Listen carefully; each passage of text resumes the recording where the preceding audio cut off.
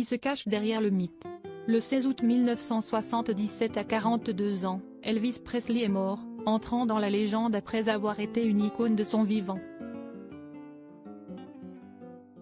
45 ans après sa disparition, l'image de l'homme adulé a toutefois connu des fissures, avec des révélations choquantes sur sa vie privée et notamment au cours de sa relation avec Priscilla, son épouse de 1967 à 1973.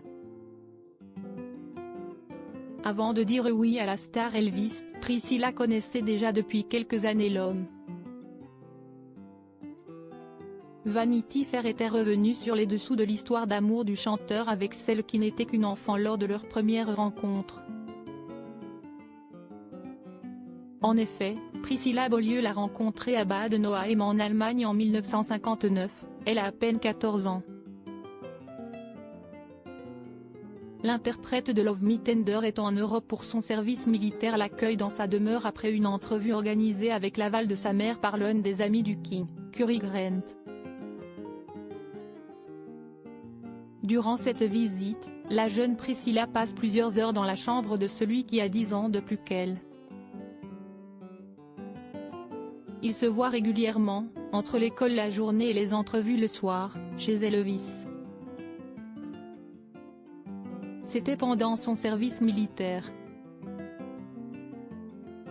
Mes parents m'ont emmené chez lui. Il avait 24 ans. J'étais très timide, pas du tout le genre de fille à hurler à un concert.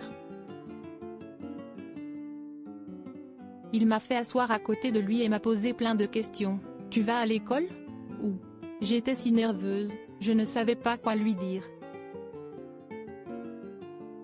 Il est allé au piano, s'est mis à chanter pour me mettre à l'aise, avait-elle confié au Huffington Post-US. Pensant avoir été ennuyeuse à souhait, la future Madame Presley se voit réinvitée. Quelques jours plus tard, on a reçu un appel, il voulait me revoir.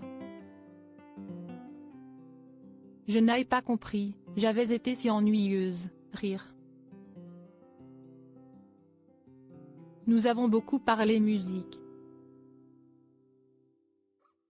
À la fin de son service, 6 mois plus tard, il m'a invité à le suivre à Graceland. Si est-il le début d'une idylle qui n'a visiblement choqué personne et qui va amener la petite Priscilla jusqu'à l'hôtel. 7 ans après leur rencontre, Presley demande Priscilla Beaulieu en mariage peu avant Noël 1966. La cérémonie nuptiale se déroule le 1er mai 1967 dans la suite qu'occupe le couple à l'Aladin Hotel de Las Vegas. Leur fille unique, Lisa Marie, voit le jour le 1er février de l'année suivante. Le couple se sépare le 23 février 1972 et divorce le 9 octobre 1973, après les multiples infidélités du chanteur et ses absences répétées. J'étais haïe pour l'avoir épousé, et haïe pour vouloir le divorce, a ajouté Priscilla au HuffPost, soulignant également le fait qu'ils sont restés en bons termes jusqu'à sa mort, il y a exactement 45 ans.